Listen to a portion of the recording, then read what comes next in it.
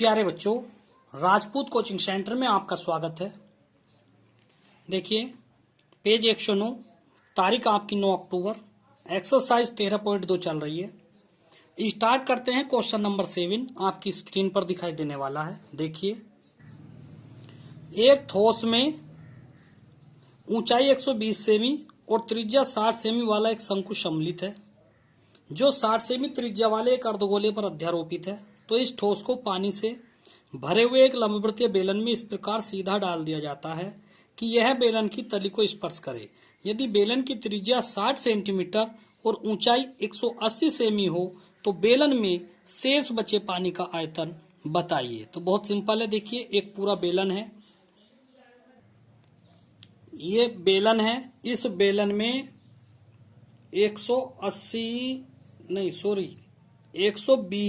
120 semi ऊंचाई का शंकु डाला है इस बेलन के अंदर, और 60 सेमी त्रिज्या का, ये जो शंकु है 60 सेमी त्रिज्या का और 120 सेंटीमीटर ऊंचाई का एक शंकु डाल दिया। तो देखिए, जब ये 160 यहां से यहां तक जो 60 सेंटीमीटर है, तो ये नीचे को भी 60 सेंटीमीटर होगा, क्योंकि गोला इधर को भी और इधर को भी बराबर होता। बेलन के अंदर जो शंकु डाला गया है वो बेलन के अंदर एक आधे गोले के ऊपर रखा है, तो ये आधा गोला हो गया और ये पूरा शंकु हो गया। तो इस पूरे बेलन की ऊंचाई कितनी हो गई? ये 60 सेंटीमीटर और शामिल कर लो, तो पूरे बेलन की जो ऊंचाई हो गई वो 180 सेंटीमीटर हो गई, और बेलन की जो त्रिज्या हो गई वो 60 सेंटीमीटर हो गई। ठीक है, तो त्रिज्या तो बेलन की, शंकु की और गोले की बराबर हो गई। ठीक है, तो इस प्रकार से शेष पानी का आयतन ज्ञात करना है। बेलन में बचे शेष पानी का आयतन ज्ञात करना है। ठीक है, शेष पानी का आयतन ये हमें ज्ञात करना है, क्योंकि ये जब डुबाया जा रहा है इसमें तो पानी बाहर निकलेगा। ये बेलन पानी से फुल है। जब हम इसमें जो पानी से भरा हुआ है इसमें ये पूरी आकृति डाल लेंगे तो पानी बाहर निकलेगा। तो शेष कितना है? तो पूरे बेलन के आयतन में से बाहर निकले पानी का आयतन घटा दो तो शेष पानी का आयतन रह जाएगा। और बाहर कितना पानी निकलेगा? शंकु और आधे गोले के बराबर बाहर जो पानी निकलेगा वो निकलेगा। ठीक है, तो शंकु का आयतन प्लस गोले का आयतन, आधे गोले का आयतन बराबर बाहर निकले पानी का आयतन, और बाहर निकले पानी का आयतन कुल बेलन के आयतन में से घटा दो तो शेष बचे पानी का आयतन निकल के आ जाएगा। तो सबसे पहले आप अलग अलग लिखेंगे। बेलन की त्रिज्या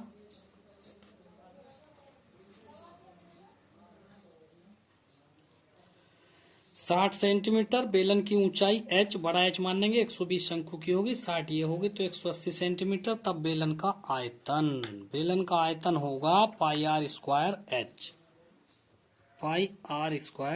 ये बेलन का आयतन होगा। ठीक है, तो इसे हम लिख लेंगे पाई आर का मान 60 का वर्ग और एच का मान है 180, तो ये हो गया 3600 गुणा 180 पाई, और शेरी जो गुणा आ गई इसकी 64,8000 पाई घन सेंटीमीटर। ठीक है, शंकु की बात करें तो शंकु की त्रिज्या 60 सेंटीमीटर और ऊंचाई जो है शंकु की h 120 सेंटीमीटर। तब आयतन हो गया 1/3 पाई आर स्क्वायर एच।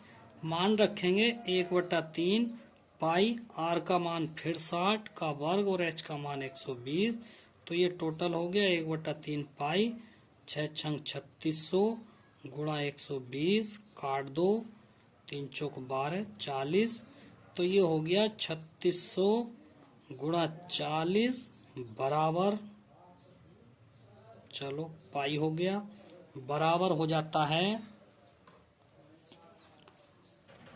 बराबर 144 पाई घन सेंटीमीटर। ठीक है, अर्धगोले की बात करते हैं तो अर्धगोले का आयतन होता है 2/3 पाई आर क्यूब, यानी कि 2/3 पाई, और आर की घात 60 गुणा 60 गुणा 60, काट दीजिए 20 बार, और 20 दूनी 40, और 60 हो गया 3600, पाई अलग ले लिया तो ये हो गया 1 2 3 और जी 36 चौके 144 पाई घन सेंटीमीटर। अब देखिए, शंकु और अर्धगोले से जो आकृति बनी है इसे बेलन में डाला जाता है और पानी बाहर निकलता है। तो शंकु और अर्धगोले का आयतन किसके बराबर होगा? बाहर निकले पानी का आयतन। अतः बाहर निकले पानी का आयतन कितना हो जाएगा? ये हो जाएगा 64,8000 पाई और प्लस हो जाएगा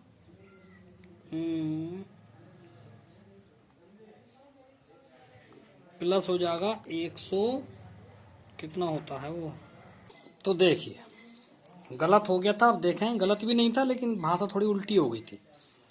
देखिए, बाहर निकले पानी का आयतन क्या होगा? शंकु का आयतन प्लस अर्धगोले का आयतन, क्योंकि जितना इनका आयतन है उतना ही पानी बाहर निकलेगा, क्योंकि इन्हीं को डुबाया जाता है।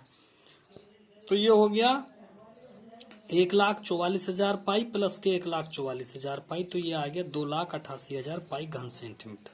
इतना पानी बाहर निकल जाता है। तो शेष पानी कितना रह गया? तो बेलन में जितना पानी आता है उसमें से बाहर निकले पानी का आयतन घटा दीजिए, तो शेष पानी का आयतन आ जाएगा।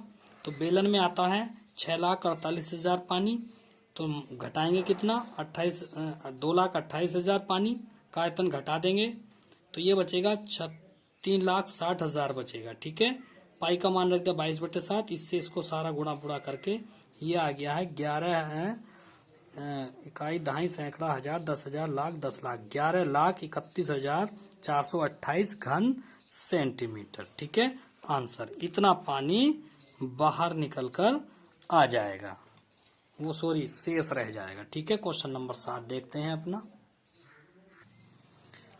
एक गोलाकार कांच के बर्तन की एक बेलन के आकार की गर्दन है जिसकी लंबाई 8 सेंटीमीटर है और व्यास 2 सेंटीमीटर है, जबकि गोलाकार भाग का व्यास 8.5 सेंटीमीटर है।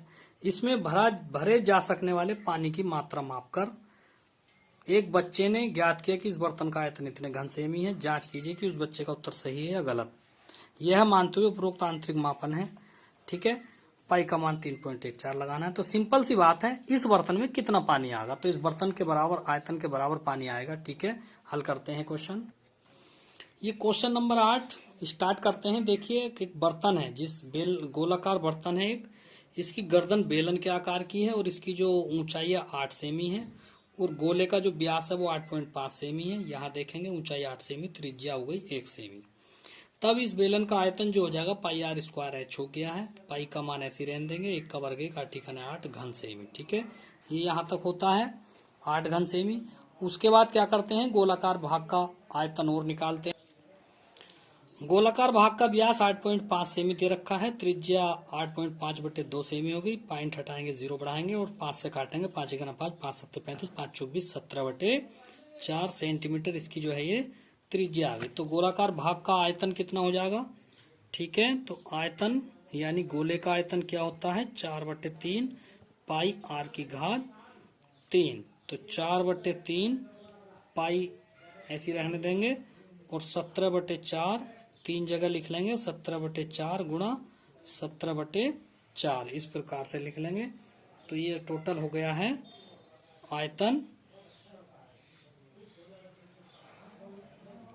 सबकी गुणा कर लेंगे तो आयतन बराबर हो गया 49 13/4 चौक 16 चौका 64 64, अच्छा 4 से 4 काट दो, 4 चौक 16 तिया 48 पाई घन सेंटीमीटर। ठीक है, तो इसमें पानी कितना आएगा? तो बर्तन का कुल आयतन कितना हो गया? बर्तन का कुल आयतन निकालेंगे। कुल आयतन कितना हो गया?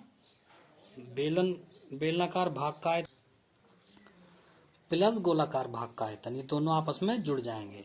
आपने बेलनाकार भाग का आयतन कितना निकाला था? बेलनाकार का 8 पाई निकाला था ना, और गोलाकार भाग का आयतन कितना आ गया था? 49 13/48 पाई। अब इसको हल कर लेंगे तो ये हो जाएगा 48 हम लघुत्तम ले लेंगे तो इसकी गुणा इसमें हो गई 384 पाई और 49 13 पाई ये हो गया। दोनों को जोड़ते हैं तो 5297 पाई, ठीक है, घन सेंटीमीटर। अब हम पाई का मान रखेंगे 3.14, इसकी गुणा करेंगे तो 16,632.58/48 घन सेंटीमीटर हो गया। तो इतना ही पानी आवेगा, ठीक है। इससे इसको जो भाग देंगे आप तो यही हो गया बर्तन का कुल आयतन या पानी का आयतन, कुछ भी लिख सकते हैं आप। तो पानी का आयतन आ गया ये, तो पानी का आयतन कितना आ जाएगा, ये आवेगा 346.51 घन सेमी।